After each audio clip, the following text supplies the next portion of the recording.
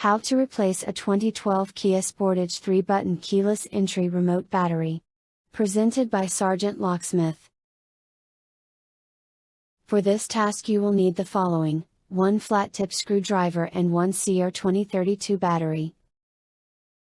Time to complete this task approximately 2 minutes. The SgtLocksmith channel gives no warranty and accepts no responsibility or liability for the accuracy or completeness of the information and materials contained in this video.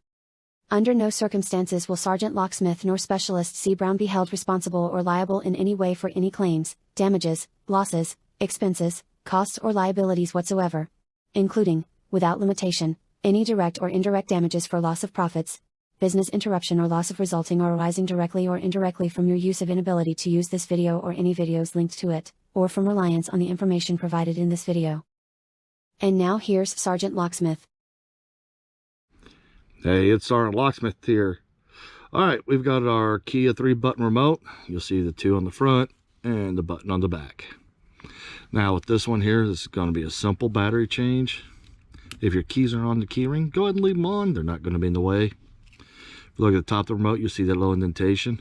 Put your flat tip screwdriver in there and just rotate it. You notice how it just pops open. Easy to go. I prefer to put the remote with the emergency button up, and I'll show you why. When you open it up, it leaves the rubber piece down and the circuit board inside there. Now if you pull out your circuit board and it is sticky to the touch, go ahead and remove the rubber pieces and wash them off in warm water. Don't use no harsh chemicals, it can damage it. Now that we've got it out, you'll look at the back here. You'll see there's the 3 little tabs. Don't push on those. You're going to push the battery out through one of them. And it's a CR2032. Now, these are new remotes we're using, so I'm going to install the same battery back in. Positive side up. You slide it in. Go ahead and lay your circuit board down inside, and you'll notice it has little indentations in the rubber for it to sit in there smooth. Fold the remote over, gently squeeze it,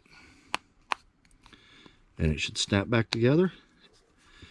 And there you go, you've done it. And if the vehicle's not by you, when you push it, you'll notice a little red light came on up there. You're done. Hey, if you would, go ahead and give me a thumbs up if this video helped you, and thanks again for watching another SgtLocksmith video.